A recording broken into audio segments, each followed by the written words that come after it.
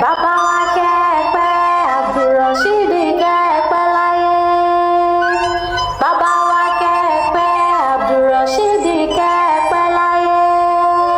Aláìdé bàbá wa kẹ́pẹ́ láyé. Wọ́n pè é bí olófẹ́ràn.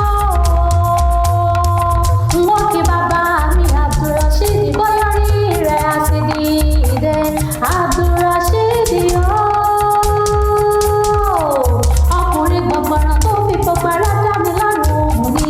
Bílẹ̀ ló bá wà ní owó òde, yàrá ló bá wà ní owó dẹ́dẹ́ wò. Dákun má ṣe bínú pé mo bọ́ láyé mo pé ẹ lórúkọ. Orúkọ là á pé ládéládé, orúkọ là á pé lóye lóye. Orúkọ ni mo kọ́kọ́ mọ̀ kí n tó máa dé jàre. Má ṣe bínú pé mo bọ́ láyé mo pé ẹ lórúkọ.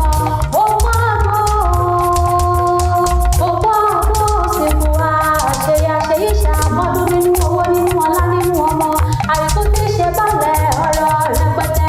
Bàbá mi Abdulrasheed ikú wà nípìnlẹ̀ rẹ̀ ṣòde àrùn onípìnlẹ̀ rẹ̀ ṣọ́dẹ̀dẹ̀.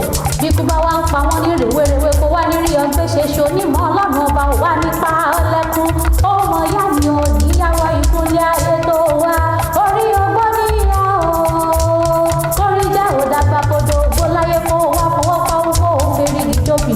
Mo pé lágbára Olódùmarè ọba. Gbogbo ọmọ ẹgbẹ́ Ewégbé mi ló pé ń máa kí ẹ látọwọ́ Ọláìfá. Wọ́n pé mo ti wá sọdún yìí wọ́n kó máa ṣe mí sí lágbára Ọlọ́run ọba.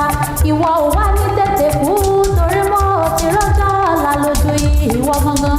Ọmọ wọn nílùú Ìlọrin Àfọ̀njá máa gbọ́ bí n ti ń kiri àwọn bàbá tó gbé bí ọlọ́mọ gangan. Ṣebí wọ́n pọ̀ mo ò ní gángan kó má mọ́lé bàbá rẹ̀ kí ó járe. Ìlọrin Àfọ̀njá ẹnu dúdúyọ tí ń jẹ́ mọ́rí ló wá o.